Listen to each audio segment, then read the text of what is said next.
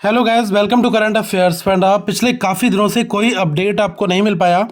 जो ये आईबीपीएस का कोर्ट केस चल रहा था, मैं आपको थोड़ा सा ब्रीफ में बताना चाहूँगा। देखो, एक्चुअल में क्या हुआ था कि लगातार डेट्स पे डेट आ रही थी और 13 जनवरी को अगली हियरिंग थी, क्योंकि आईबीपीएस आरआरबी जो एज कट ऑफ वाला केस था उसमें एज सच जो एक्चुअल में डिबेट डिस्कशन था वो तो हो नहीं पाया था। उसमें क्या होता, कई बार आईबीपीएस अपना रिप्लाई नहीं दे रहा था, एक बार उन्होंने काउंटर रिप्लाई दिया, वापस ले लिया, फिर नाबार्ड ने नहीं दिया, तो ऐसे करते करते ये खिंच रहा था और 13 जनवरी को अब नेक्स्ट हियरिंग की डेट उन्होंने दी थी।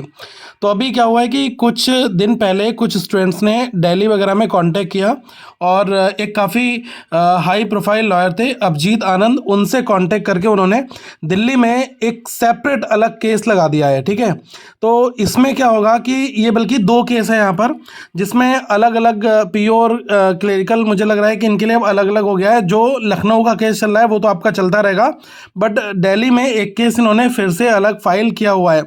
अब अभी क्या है कि विंटर वैकेशन चल रहा है और विंटर वैकेशन में शायद अर्जेंट हियरिंग हो जाए, बट 28 वाले एग्ज़ाम से पहले जो कि आरआरबी पीओ का शेड्यूल्ड है, इसमें कोई ऐसा होने वाला नहीं। ये पीओ का एग्ज़ाम अपने तय समय पर होगा, इस पर कोई स्टे किसी तरीके की कोई चर्चा भी नहीं अभी तक हो पाई है, क्योंकि एटलीस्ट अभी ये जो केस इन्होंने फाइल किया है इनको टाइम कम मिल पाया, अभी छुट्टी चल मिल गई, फिर जिस दिन जज जो अर्जेंट सेटिंग के लिए बैठते वो ये केस नहीं देख पाए।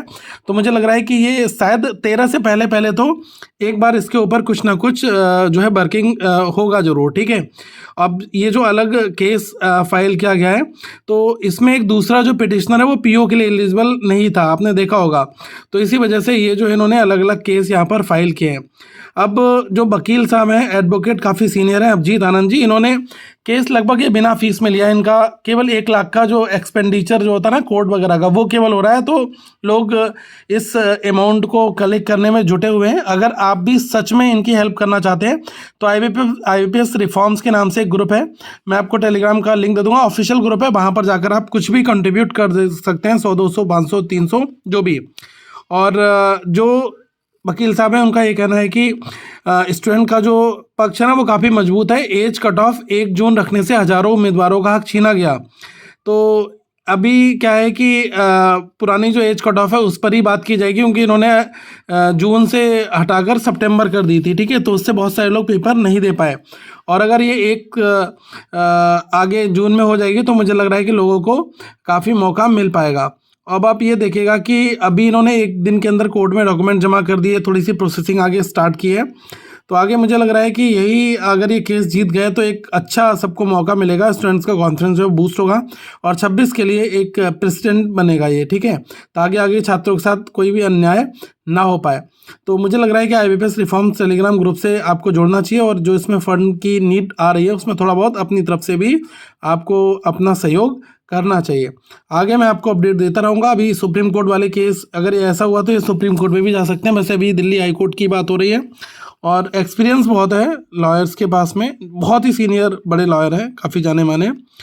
और आगे देखते हैं क्या इसमें अपडेट होता है। अभी आपने देखा होगा कुछ दिन पहले रॉस का भी केस इन्होंने लड़ा था, मैं थोड़ा सा गूगल कर रहा था, तो रॉस के केस भी इन्होंने काफ़ी लड़े हैं, और बड़ा सीबीआई वाला जो एक वर्डिक्ट था उसमें भी इनकी बड़ी भूमिका थी।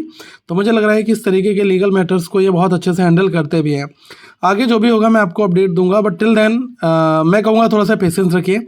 जो भी टीम स्टूडेंट्स अपनी बनाकर इस केस को लड़ रहे हैं, मुझे लग रहा है कि उनको इनकरेज करो, डीमोटिवेट मत करो बेकार के कमेंट्स करके, और कुछ ना कुछ ज़रूर मिलेगा, क्योंकि ये उनकी लड़ाई जो है ना वो थोड़ी लंबी जा रही है, लेकिन मुझे लग रहा है कि ये इम्पैक्टफुल रहेगी। तो इस वीडियो को शेयर जरूर करेगा ताकि लोगों में अवेयरनेस बने, और आईबीपीएस रिफॉर्म्स ग्रुप से आप जुड़ें और अपनी प्रिपरेशन करते रहें। करंट अफेयर्स फंड आपकी यूं ही मदद करता रहेगा। हमारे करंट अफेयर्स का जो ईयरली प्लान है अगर आप लेते हैं तो उससे आपके साल 2026 के सारे एग्जाम्स की तैयारी भी होती है, और आगे जुड़े रहेगा। Thank you so much, have a good day to all of you once again guys.